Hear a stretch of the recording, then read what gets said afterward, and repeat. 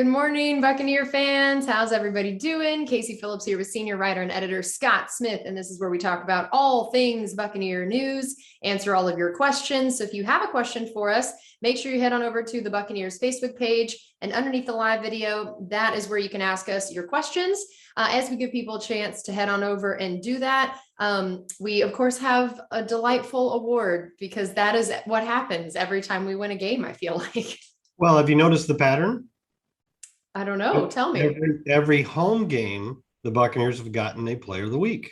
Well, look at that. Look at Bradley that. Bradley Pinion in week one, we beat Dallas at home. And then Mike Edwards with the 2 pick sixes against Atlanta. And now Tom Brady, for the 32nd time in his career, which is the most for any player, has won a player of the week award. It's only his second NFC offensive player of the week. So, I mean, let's not get too crazy about this now. But 32 overall, most anybody's ever done. And he got it for, amazingly, this is hard to believe, but he did something that he's never done before, which if you're Tom Brady, that doesn't happen very often. That's true.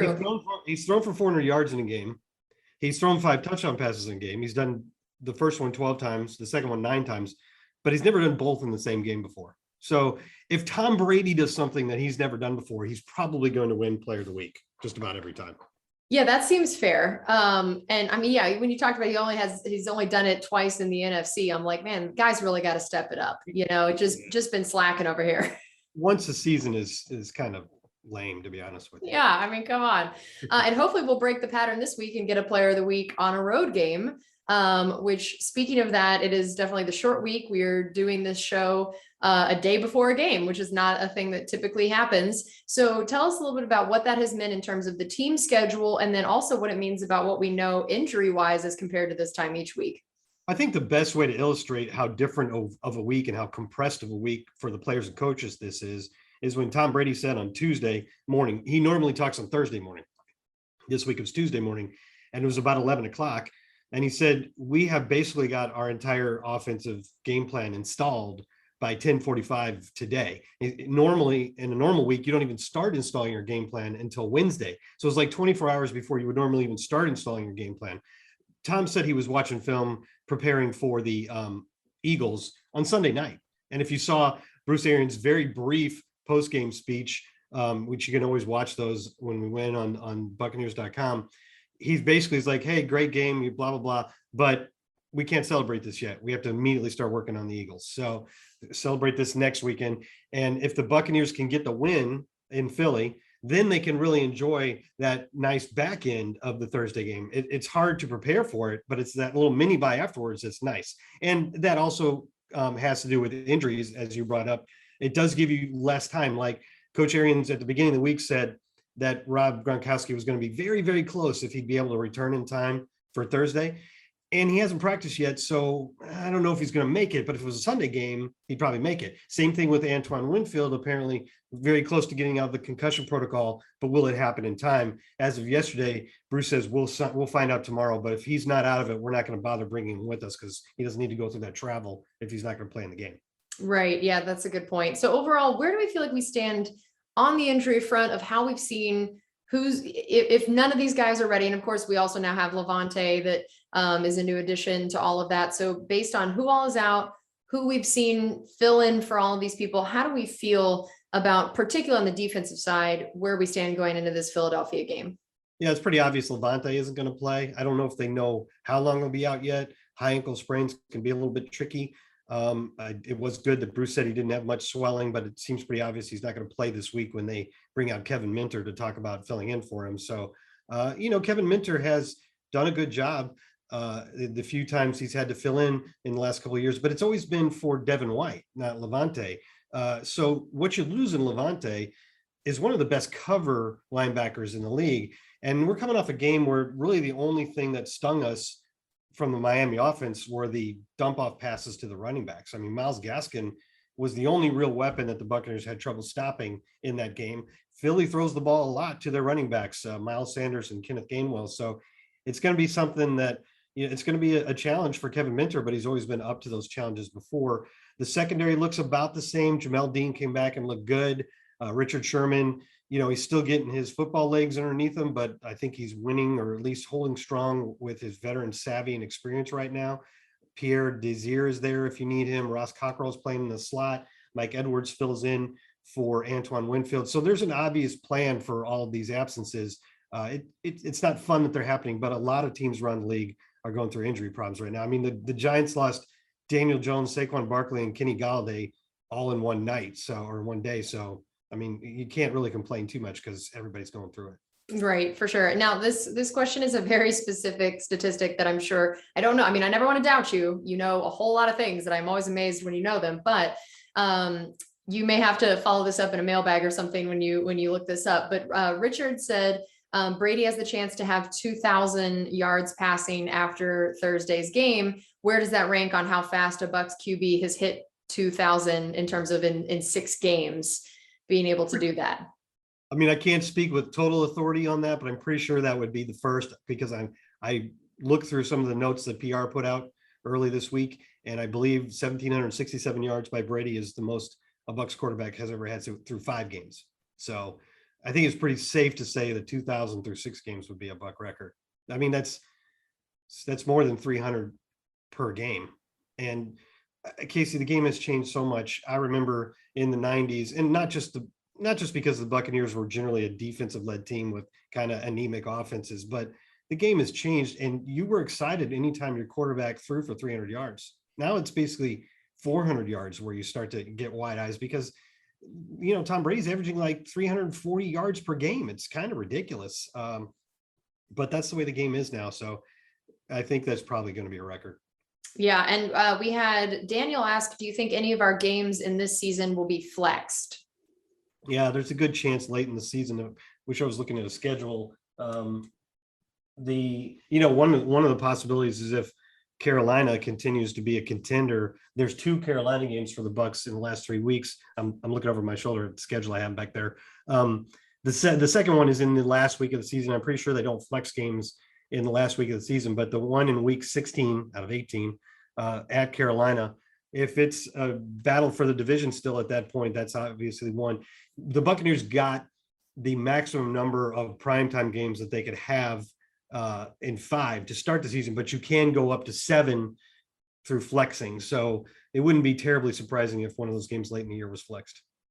And then I know we briefly talked about this earlier, but sometimes people join a little bit late. And so Marlon had asked, can you tell us how Gronkowski's injury is going? So overall quick update on that, and then just what we think the injury situation will be for the game Thursday for everybody. Yeah, being this short week, we're going to find out a little bit later this afternoon exactly what his status is. The thing about it is he hasn't practiced. He didn't practice on Monday or Tuesday. Coach Arians said at the beginning of the week it was going to be very, very close. I think that the fact that he hasn't practiced the last 2 days is probably not a great sign. So I'm guessing they will, it's a short week and then you got the long week. My guess is that he'll be out 1 more week and they'll target after that long break, bringing him back in the next game. Rob had brought up the idea of once all the other DBs are healthy and now having Richard Sherman, just what that's going to look like. And he brought up both a contract standpoint of moving forward and then just also a playing time idea of when it's not a filling in for somebody, what do we think that's going to look like? I'm pretty sure that the Bucs feel like that's a cross that bridge when you get to it sort of situation. We needed help and we had to make those moves because the Bucs don't know exactly when either Carlton Davis or Sean Murphy-Bunting will be back. Obviously, there's hope both will be back this season, but Bruce Arians recently said he doesn't expect them back anytime soon. I get the question when you have Sean Murphy-Bunting and Carlton Davis and Jamel Dean, hopefully all healthy at the same time, then what does that make Richard Sherman? It's a good question. I don't think that's really something the Bucs are concerned about at the moment, but we'll cross that bridge when we get to it. Yeah, that would be one of those good problems to have, yeah. I think at that point. I was same Daniel, different Daniel. And Daniel had asked, do you think we will blitz more or not as much tomorrow night? It's always tough blitzing a quarterback like this with Jalen Hurts because he's so good at breaking containment. So if he breaks containment and you've got 5 or 6 guys already in the backfield, that's obviously fewer defenders to corral him when he gets outside. So I think you want to be cautious with blitzes against him. But Todd Bowles is an aggressive defensive coordinator. The Bucs are usually pretty high on the list of blitz percentage. So, but then again, every now and then he plays a game like the Super Bowl in Kansas City where he hardly blitzes at all. So I think you just have to take it game by game. But you hope, with the way that Philly's offensive line has been shuffled, just like the Dolphins has been shuffled a lot this year because of injuries. I mean, they're already down 3 of their 5 starters from opening day, both guards and right tackle Lane Johnson. They've moved guys around. The rookie Landon Dickerson is playing in several different spots. The only guy that's played every game really is their good center, Jason Kelsey. So maybe you hope that you can take advantage of kind of a beat up line and get pressure with 4, because blitzing against Jalen Hurts could be a bit dangerous. All right. And Richard had asked, you may have just answered this frankly with your last answer inadvertently, but what is the most concerning thing about Philly that the Bucs will have to deal with? No, actually, I would flip it and say the biggest concern from Philadelphia is that front line of theirs on defense. They always have one of the league's best and most productive front lines, because that's how they build their team.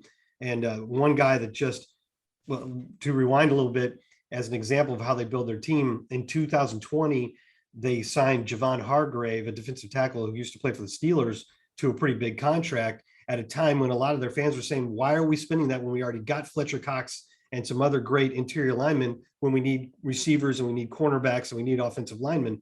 But they knew what they were doing. And Javon Hargrave has turned into a star this year. He's absolutely the most destructive defensive lineman in the league so far through 5 games. He leads the league in pressure percentage, and the Eagles very rarely blitz, yet they still get tons of pressure on the quarterback. And that's been true for the last 6 years in a row. So it's not a fluke that it's happening this year. So the Buccaneers have to try to keep that great pass rush at bay, especially up the middle with Fletcher Cox and Javon Hargrave. If those guys can collapse the pocket quickly on Tom Brady, like any quarterback, is going to struggle a lot more. All right. And we'll close with this one. Shanisha asked, how impressed have you been with Joe Tryon-Shoyinka so far? Yeah, he's looked great. I was kind of a little surprised that his snaps dropped so much when JPP came back. I thought it'd be a little more even with JPP dealing with a couple injuries, but in the 2 games that he started, I thought he did a really nice job. Obviously, as he said himself, a couple of his sacks, or at least one of them, was basically the product of Vita Vea destroying half the line. But as Bruce Arians pointed out, even so, not a lot of guys can close on the quarterback as quickly as he can. And in that one great highlight of Vita destroying 2 guys and Joe getting the sack, he did look like as soon as that lane opened up, he was shot out of a cannon. As Bruce has said, he's going to make mistakes because he's a rookie, but he tends to make mistakes and make plays at top speed all the time, and they like that about him.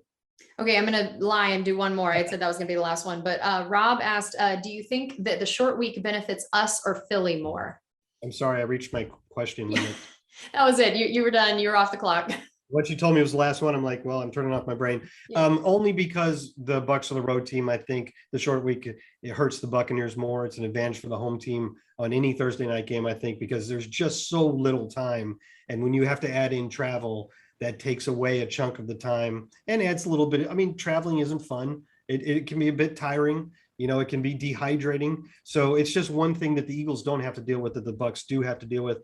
And also the Buccaneers, in this case in particular, not always the case, but just in this case, they do have worse injury concerns than the Eagles do. And so you have less time to get those guys ready, like we talked about Gronkowski and Winfield. So I think in both those ways, it's an advantage for Philly, but it's just a hurdle the Buccaneers have to overcome. All right. Well, that's going to do it for us on this edition of Buccaneers Insider Live, presented by Miller Lite. Casey Phillips here with Scott Smith. Thank you all for tuning in for those great questions, and enjoy the game. And maybe if you're in Tampa, head on out to that Bucs Beach Bash this weekend that's going on. It looks like that's going to be a fun time. But either way, enjoy the game tomorrow night. We'll see you next time.